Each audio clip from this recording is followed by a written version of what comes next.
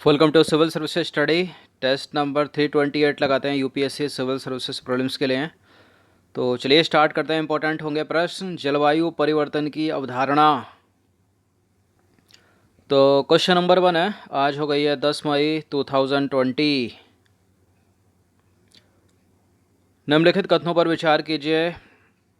दो स्टेटमेंट है यहाँ पर। पृथ्वी की जलवायु स्थैतिक है, मतलब देखा जाए तो स्टेबल है क्या। पृथ्वी पर विगत कालों में हुए जलवायु परिवर्तनों के साक्ष्यों को जलवायु परिवर्तन के संकेतक के रूप में जाना जाता है। देखिए, पृथ्वी की जलवायु स्थैतिक नहीं है, स्टेबल नहीं है, गलत है। ना तो जलवायु स्थैतिक है, इसमें परिवर्तन होते रहते हैं, और मौसम भी स्थैतिक नहीं है, उसमें भी परिवर्तन होते रहते हैं। तो एलिमिनेट करिए एक को, दो करेक्ट है यहाँ पर केवल।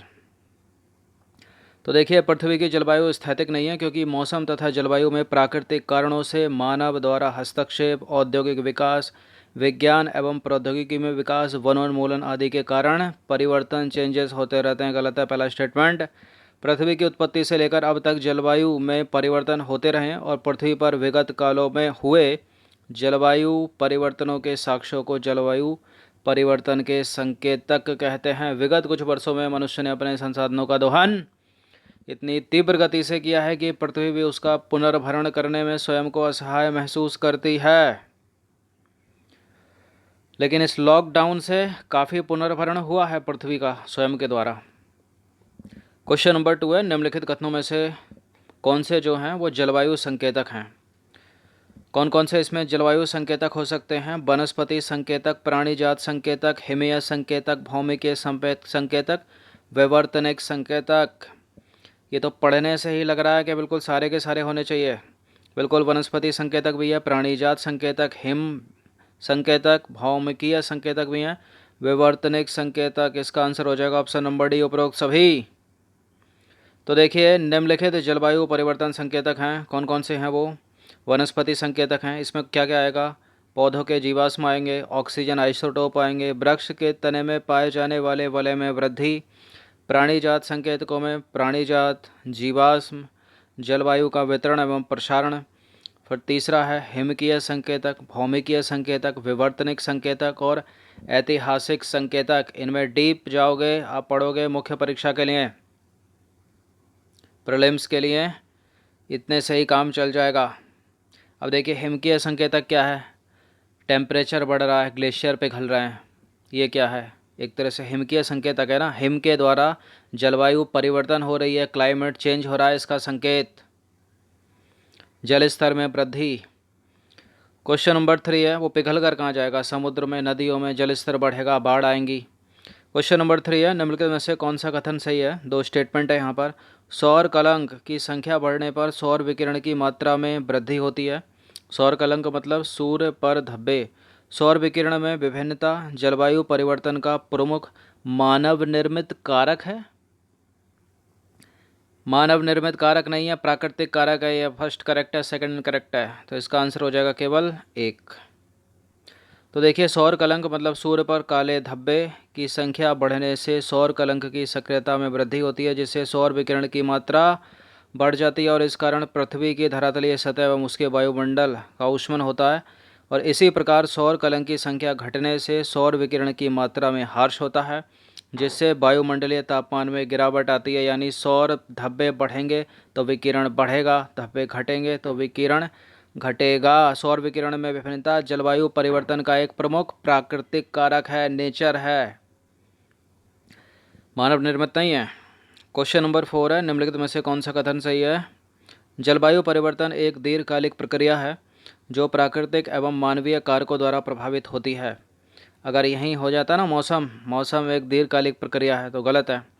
मौसम जो है एक शॉर्ट टर्म प्रक्रिया है, दैनिक के रूप में बदल सकती है, और जबकि जो क्लाइमेट है, जलवायु है, वो एक दीर्घकालिक परिवर्तन है, प्रक्रिया है, और प्राकृतिक एवं मानवीय कारकों द्वारा प्रभावित होती है ये। औद्योगिकरण से पहले इस प्रक्रिया में मानवीय कारकों की भूमिका कम थी, किंतु औद्योगिकरण, नगरीकरण की प्रक्रिया तथा संसाधनों के अंधाधुंध दोहन से वैश्विक तापन व प्रदूषण की समस्या सामने आई। करेक्ट है दोनों के दोनों स्टेटमेंट, सी हो जाएगा इसका उत्तर। तो देखिए, जलवायु परिवर्तन एक दीर्घकालिक प्रक्रिया है जो प्राकृतिक एवं मानवीय कारकों द्वारा प्रभावित होती है। औद्योगिकरण से पहले इस प्रक्रिया में मानवीय कारकों की भूमिका कम थी, किंतु औद्योगिकरण, नगरीकरण की प्रक्रिया तथा संसाधनों के अंधाधुंध दोहन से वैश्विक तापन व प्रदूषण की समस्या सामने आई। इस प्रकार प्राकृतिक कारकों के साथ मानवीय कारक भी जलवायु को प्रभावित करने वाले कारक हैं, प्रमुख कारक हैं। प्राकृतिक कारकों में सबसे प्रमुख कारक सौर विकिरण में विभिन्नता है। क्वेश्चन नंबर 5 है, निम्नलिखित में से कौन से जलवायु परिवर्तन के प्राकृतिक कारक हैं, मतलब नेचुरल कारक हैं? सौर विकिरण में विभिन्नता, सौर कलंक चक्र, जलवायु उद्भेदन और महाद्वीपीय विस्थापन। बिल्कुल सारे के सारे प्राकृतिक कारक हैं जलवायु परिवर्तन के। इसका आंसर हो जाएगा ऑप्शन नंबर डी 1, 2, 3 और 4।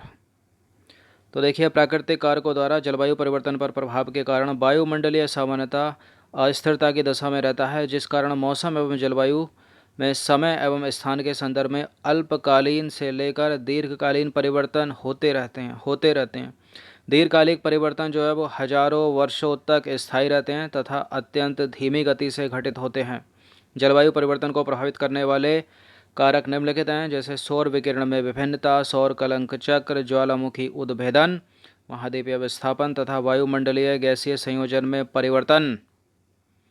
क्वेश्चन नंबर 6 है, निम्नलिखित कथनों पर विचार करें। दो स्टेटमेंट है यहाँ पर, बताने कि कौन सा गलत है, सही नहीं है। ग्रीन हाउस गैसें पृथ्वी से लौटती दीर्घ तरंगदैर्घ्य विकिरण, मतलब पार्थिव विकिरण को अवशोषित कर लेती हैं।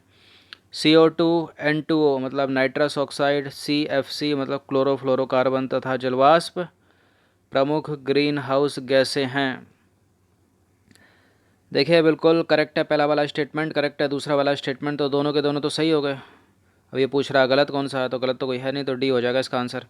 देखिए, जो पृथ्वी है अपनी और ये है सन, अब ये सूरज से ये आती है ना, विकिरण आता है ना, जो रेडिएशन के द्वारा जो सूर्य से जो सनलाइट आ रही है वो किस विकिरण की प्रोसेस से आ रही है ना। विकिरण को क्या बोलते हैं, रेडिएशन बोलते हैं ना। अब देखिए, पृथ्वी पर आती है तो ये यहाँ ग्रीन हाउस गैसें जो है ना वायुमंडल में, इसको जो है लघु मात्रा में रोकती है, मतलब बहुत कम अवशोषित करती हैं, ये नीचे आ जाती है। लेकिन अब जब पृथ्वी को इस विकिरण को शाम को वापस भी तो करना होता है ना, अब क्या कर लेती है, ये ग्रीन हाउस गैसों की मात्रा जब यहाँ पर बढ़ जाती है तो ये इसको रोक लेती हैं, एब्जॉर्ब कर लेती हैं, जिससे क्या होता है, टेम्परेचर बढ़ता है और ये धीरे धीरे बढ़ता है, निरंतर प्रक्रिया है ये। तो विगत कुछ वर्षों में इन ग्रीन हाउस गैसों की मात्रा वायुमंडल में बढ़ जाने से जो है पृथ्वी के औसत तापमान में वृद्धि हो गई है, इसी को बोलते हैं ग्रीन हाउस प्रभाव। तो ये लौटते समय जो है वो दीर्घ विकिरण को अवशोषित करती है।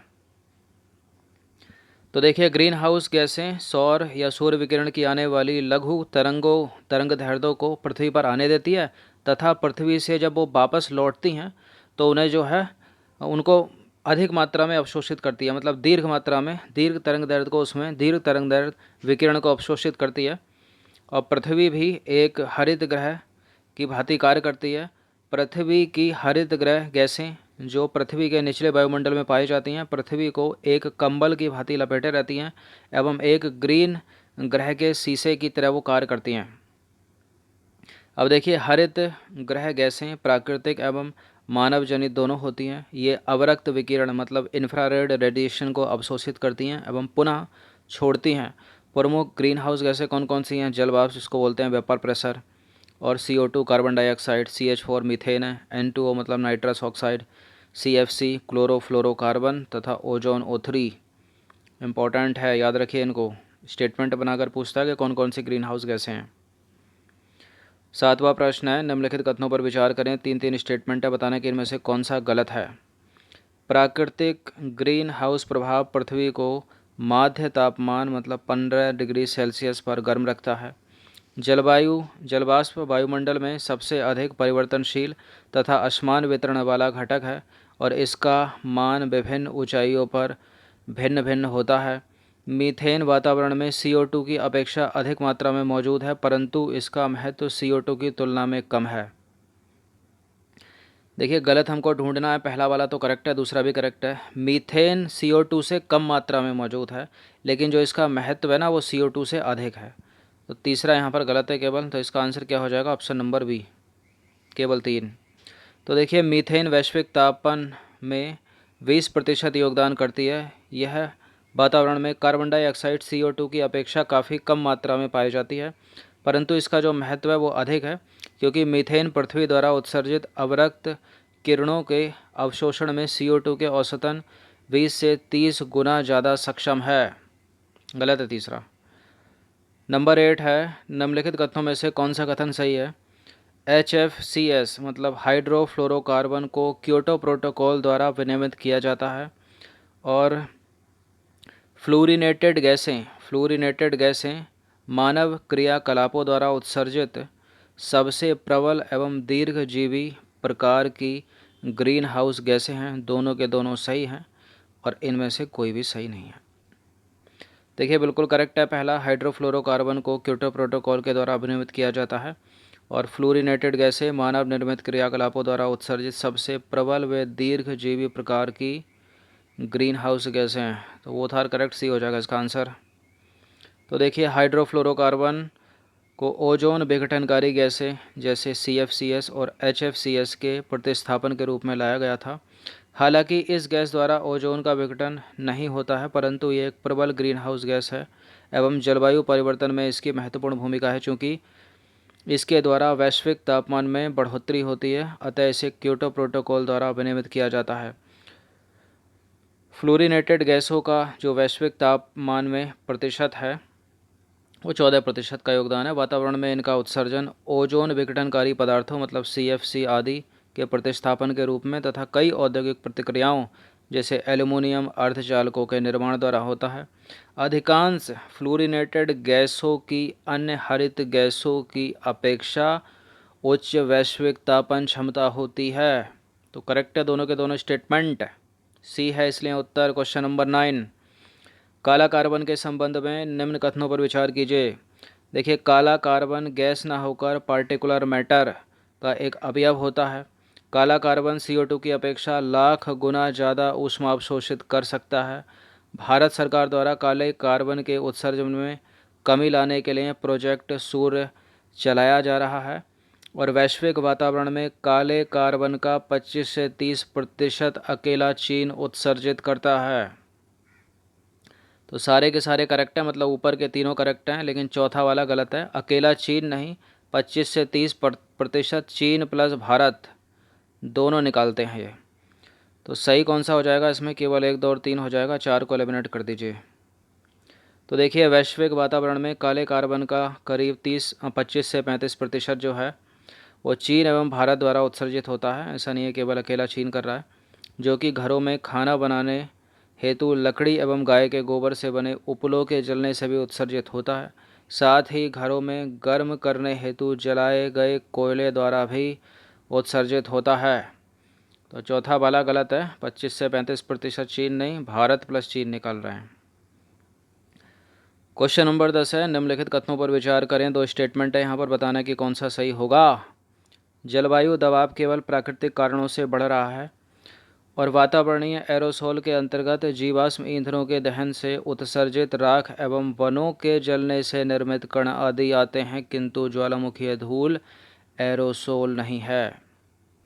देखिए गलत है ये वाला स्टेटमेंट दूसरा, ज्वालामुखी धूल भी एरोसोल है। तो इसको एलिमिनेट करें, दूसरा तो फिर ये तो होगा नहीं, ये भी नहीं होगा। पहला वाला क्या है? जलवायु दबाव केवल प्राकृतिक कारणों से बढ़ रहा है, ये भी गलत है। जलवायु दबाव प्राकृतिक कारण और मानव निर्मित कारण दोनों से बढ़ रहा है, तो कोई भी सही नहीं है। इसका आंसर क्या हो जाएगा? Option number D. तो देखिए उपरोक्त दोनों के दोनों कथन जो हैं वो गलत हैं। जलवायु दबाव जलवायु तंत्र के अंतर्गत वे कारक होते हैं जिनकी वृद्धि या कमी से जलवायु तंत्र का सकारात्मक या नकारात्मक प्रभाव पड़ता है। जलवायु दबाव द्वारा पृथ्वी के ऊर्जा संतुलन में व्यवधान उत्पन्न हो सकता है। ये दबाव प्राकृतिक एवं मानव जनित दोनों होते हैं। वातावरणीय एरोसोल के अंतर्गत ज्वालामुखीय धूल जीवाश्म ईंधनों के दहन से उत्सर्जित होने वाली राख, वनों के जलने से निर्मित कण आदि आते हैं। तो वातावरणीय एरोसोल के अंतर्गत क्या है? ज्वालामुखी धूल भी है, इसमें जीवाश्मों के दहन से पैदा होने वाली राख भी है, और जो वन जलते हैं उनसे निर्मित होने वाले कण भी हैं, क्योंकि दूसरा स्टेटमेंट कह रहा है कि ज्वालामुखी धूल एरोसोल नहीं है। तो गलत है ये वाला स्टेटमेंट, और गलत है पहला वाला भी, क्योंकि मानव निर्मित और प्राकृतिक दोनों कारण हैं। तो डी है इसका आंसर। तो ये 10 प्रश्न थे, इम्पोर्टेंट थे, जलवायु परिवर्तन की अवधारणा से संबंधित। ये है इसका पार्ट 1, और कम से कम 4 से 5 पार्ट में सारे MCQ में प्रश्न तोड़े गए हैं, ताकि आपका अच्छे से रिवीजन हो जाए। और ये जो एक्सप्लेनेशन है ना, ये आपको उत्तर लेखन में बहुत मदद करेगी।